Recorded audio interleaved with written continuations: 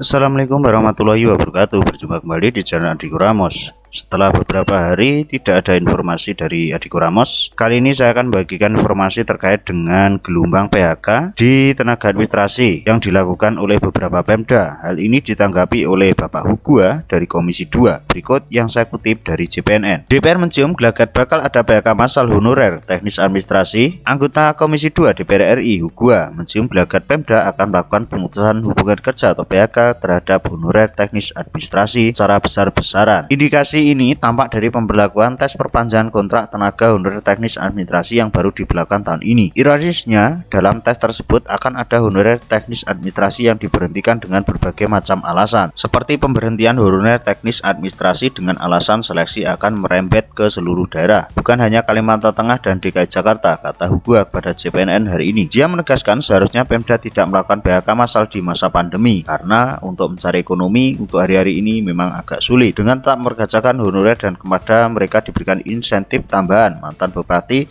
Wakatobi ini optimistis roda perekonomian akan berjalan, bukan malah para tenaga honorer diberhentikan. Pemberhentian honorer ini di masa pandemi tandanya kepala daerah enggan kreatif atau seterusnya. Politikus PDI Perjuangan ini menilai langkah Pemda yang melakukan PHK terhadap tenaga honorer telah menghancurkan daya upaya pemerintah pusat selama ini. Pemerintah pusat melontarkan dana bansos untuk kelompok masyarakat miskin rentan agar ekonomi bisa berjalan. Pusat capek-capek bantu kelompok miskin rentan, Pemda malah berkreasi sendiri, kreativitas kebablasan dan memicu peningkatan angka pengangguran, ujarnya.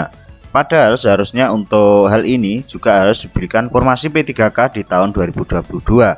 Sebelum mengawali 2022, puluhan ribu honorer K2 dan non K2 teknis administrasi was-was akan tersingkir jika nilai gagal tes perpanjangan kontrak. Tes perpanjangan kontrak ini dialami 5.000 honorer teknis administrasi di Provinsi Kalimantan Tengah dan 20.000 honorer di DKI Jakarta. Di Kalimantan Tengah, 5.000 honorer teknis administrasi itu malah sudah diberhentikan sambil menunggu hasil tes 15 Januari 2022. Dari jumlah itu yang akan diambil hanya 4.000, sisanya tidak diperpanjang masa kontraknya. Sementara di DKI Jakarta hingga 3 Januari tercatat 2 honorer K2 dinyatakan tidak lulus tes alias tidak diperpanjang masa kontraknya meski sudah lebih dari 16 tahun bekerja. Pemerintah juga harusnya memberikan peluang formasi di PPK tahun 2022. Mudah-mudahan informasi ini bisa bermanfaat. Ada kurangnya mohon maaf. Wallahul muwaffiq. Assalamualaikum warahmatullahi wabarakatuh.